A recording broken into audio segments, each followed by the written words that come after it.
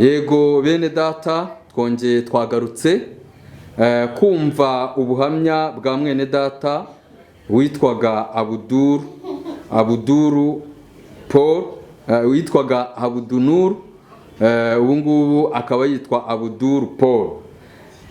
Turagarutse rero ngo twinjire mu buhamya nyirizina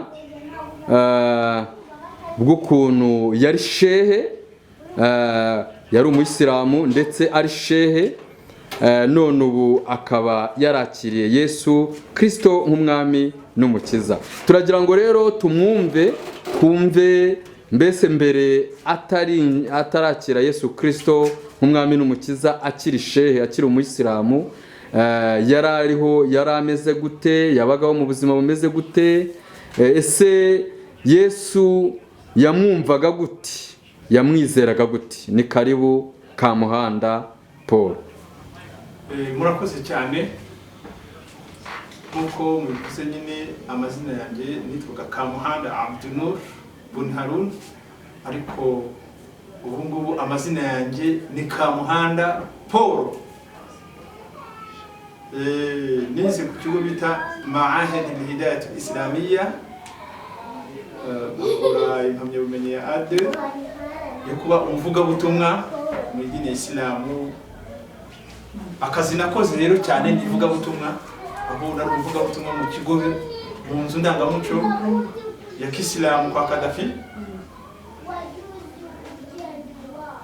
aho nari umuvugabutumwa mu nzu ndangamuco wa Kisilamu bita Marikazi Takatiyatul Islamiyya.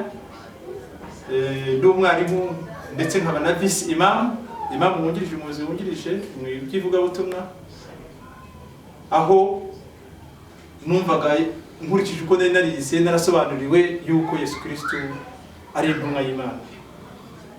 Dushingiye kuri Qur'ani isura y'112 igira iti kul huwallahu ahad, ko twigishaga abantu kuvuga Imana ni imwe, Allahu samad, Imana ni nyirukwambazwa, lam yalid wa lam yulad, ntibyara kandi ntibyara, wa lam yakul lahu kufuwan ahad, nta n'ikisa nacyo byaremwe.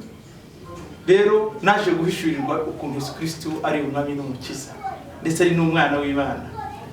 Nabihishuriwe rero ubwo nari ndi muri gereza, nkabona umwanya uhagije cyane wo gusoma Bibiliya cyane ku buryo buhagije. Naje kuvumbura ukuntu rero Imana kubyara kwayo bitabyara nk'uko abantu babyara, ahubwo Imana ibyara ikoresheje ijambo ryayo. Iyo uvuze ngo ubaye umwana wanjye, ubaye umwana wawe.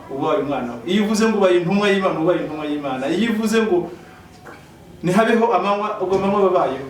Rero ntabwo abantu bashaka kwibwira ko Yesu Kristo ari umwana w'Imana nk'uko umugabo aryamana n'umugore, ahubwo ni kubw'ijambo ry'Imana, kuko ijambo ry'Imana rero rivuze ngo ni umwana w'Imana, ubaye umwana w'Imana. Muri Qur'ani Imana iravuga ati idha qada Allahu amran ayakuna lahu kun fayakun. Iyo Imana ishatse ko ikintu kiba, iravuga ngo ba kigahita kiba.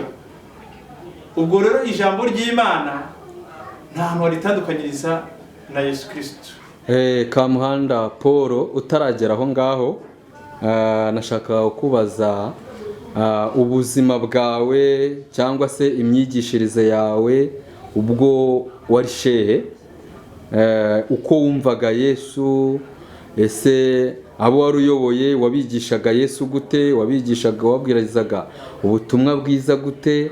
Ndumva nshaka, ni igitangaza kumva umuntu wari shehe burya tumubara nk'umuntu ukomeye, ni nkuko wavuga aba pasiteri, abashumba, abapotere. Rero ni ukuri ni igitangaza. Gaho tubwire neza ukuntu ukiri shehe utarakira Yesu Kristo, imyitwarire yawe, imyifato yawe byari bimeze bite? Ni ikintu gikomeye kandi cyiza. Nkiri umusilamu ndi shehe, ikintu cya mbere numvaga ko Yesu Kristo adashobora kuba umwana w'Imana kubera ko Imana ikabyara.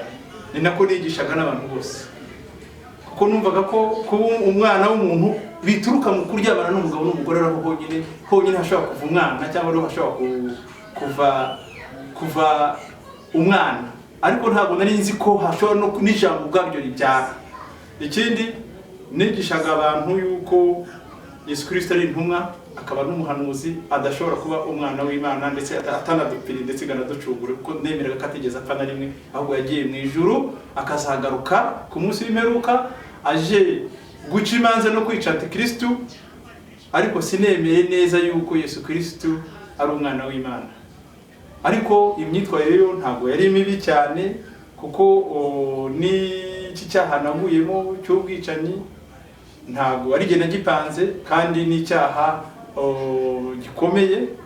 Dusobanurire ku bw'icyo cyaha waruvuze n'abadukurikiye bashe kubisobanukirwa, ese byagenze bite ku bw'icyo cyaha? Nibyo nari ndi kumwe n'inshuti zanjye habaho icyaha cyo kwica cy'ubwicanyi gikozwe na bagenzi banjye, nanjye bibafashamo. Ubwo rero byabaye ngombwa yuko tugihanirwa tugafungwa imyaka myinshi. Yego, ubwo muri makeya icyo cyaha wagikoze uri shehe? Yes.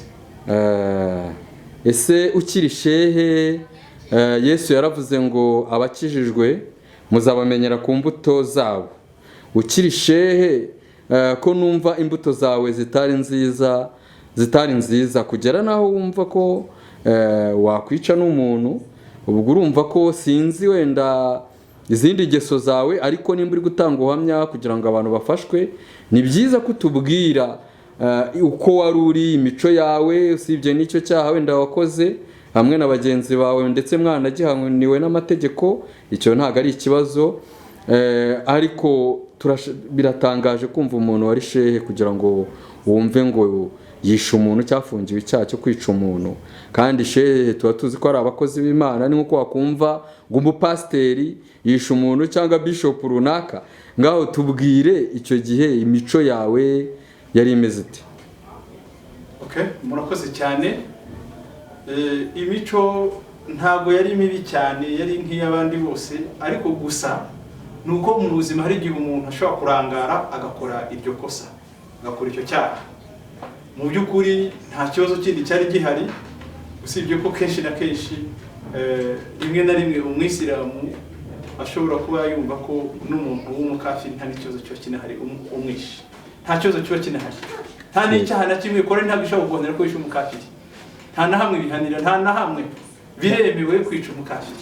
None ibyo ni muri Korowani cyangwa amahame? Nta cyaha cyari gihari, nta n'icyo bikurikije Korowani uko imeze, nta n'icyo nanabazwa. Okay, none ubu ngubu wakiriye Kristo, wumva byakubera icyaha cyangwa wakumva ya myumvire wari ufite ukiri umuyisilamu, ukiri shehe, niko n'ubu wumva bimeze? Ubu ngubu ndashima Imana cyane.